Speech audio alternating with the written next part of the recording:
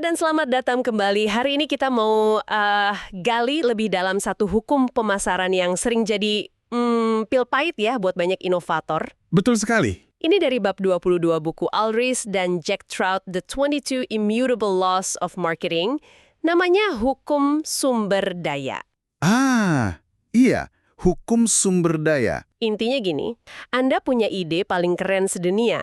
Tanpa dana yang cukup, kayaknya susah banget buat lepas landas. Bener nggak sih? Mari kita bedah bareng. Bener banget.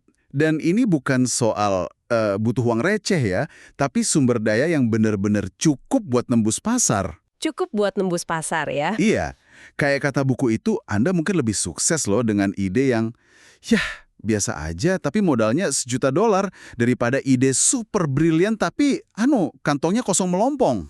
Wah, kedengarannya agak brutal ya. Tapi emang nyata sih di lapangan. Realistis lah.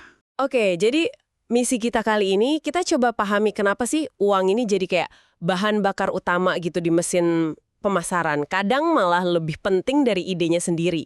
Beneran gitu. Mari kita lihat argumennya. Nah, argumen utama di bab ini kan bilang, pemasaran itu intinya perang. Perang merebut perhatian di benak calon pelanggan Anda. Perang persepsi ya. Betul. Buat bisa masuk aja ke benak mereka itu, wah butuh duit, nggak gratis. Jelas nggak gratis. Terus gimana caranya biar bisa tetap di sana? Biar nggak dilupain gitu aja. Nah itu butuh duit lebih banyak lagi. Jadi ini bukan cuma soal produknya bagus atau jelek. Betul. Dan dapat duitnya itu seperti dijelasin di buku ini ya, nggak gampang sama sekali. Kita ngomongin biaya iklan yang gila-gilaan. Contohnya? Kayak iklan Super Bowl di Amerika sana, itu bisa jutaan dolar cuma buat tayang beberapa puluh detik. Sebentar banget. Wow, jutaan dolar? Atau kalau mau lewat humas, nyewa agensi PR profesional, itu bisa ribuan dolar sebulan. Cuma buat bikin Anda kelihatan. Itu baru buat kelihatan aja ya? Belum lagi tantangannya cari venture capital. Atau coba yakinin perusahaan gede buat danain ide dari luar. Aduh, itu susahnya minta ampun. Jalurnya tuh berliku dan mahal. Ini jadi ingat contoh klasik yang sering banget diulang, Apple. Nah, Apple. Itu contoh bagus. Steve Jobs dan Wozniak kan punya ide revolusioner tuh. Prototipenya ada, tapi benar-benar bisa meledak itu setelah siapa? Mike Markula datang bawa duit. Iya. Investasi awal $91.000 kalau nggak salah ya. Iya, segitu. Dan yang menarik, itu nggak cuma ngasih dana kan, tapi juga kredibilitas, pengalaman bisnis. Betul. Tapi imbalannya nggak main-main. Nah, itu dia. Markula dapat sepertiga perusahaan. Ini nunjukin betapa betapa berharganya modal di saat yang tepat. Contoh lain yang juga oke banget dari buku ini, itu persaingan di pasar pasir kucing. Cat litter. Oh, pasir kucing. Gimana ceritanya? Ada perusahaan kecil, A&M Pet Products. Mereka punya inovasi keren, pasir yang bisa menggumpal, clumping litter. Mereknya Scoop Away. Wah, ide bagus tuh. Praktis kan? Iya, pinter idenya. Tapi pemain raksasa kayak Golden Cat Corp yang punya merek Tidy Cat yang udah dominan banget, mereka nggak tinggal diam dong. Pasti langsung gerak cepat ya? Banget. Mereka cepat-cepat niru, bikin produk Tidy Scoop. Malah minjam kata scoopnya juga.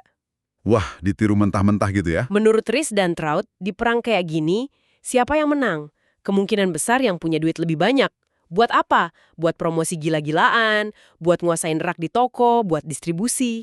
Jadi bukan soal siapa yang idenya asli duluan ya? Nggak selalu. Skala dan kecepatan yang dimungkinkan sama uang, itu yang jadi penentu seringnya. Oke. Jadi polanya udah mulai jelas nih. Pesen dari bab ini tuh. Punya ide itu langkah pertama. Bagus. Tapi habis itu fokusnya harus geser. Kemana? Cari duitnya. Cari pendanaan buat bikin ide itu jadi kenyataan dalam skala besar. Buku ini malah agak belak-belakan ya nyebut jalan pintas, cari dana. Ada yang agak sinis mungkin kedengerannya? Iya. Kayak cari pasangan kaya atau dapat warisan pakai duit keluarga. Atau model waralaba kayak Domino's Pizza disebut juga. Sukses kan dia dengan ide antar pizza ke rumah tapi modalnya banyak dari para franchisee. Betul. Itu cara cerdas juga buat ekspansi, pakai modal orang lain, tapi idenya tetap dari pusat. Nah, menariknya hukum ini katanya nggak cuma buat startup atau yang baru mulai ya? Nggak sama sekali. Perusahaan yang udah mapan, udah kaya raya pun tetap harus patuh sama hukum sumber daya ini. Gimana maksudnya?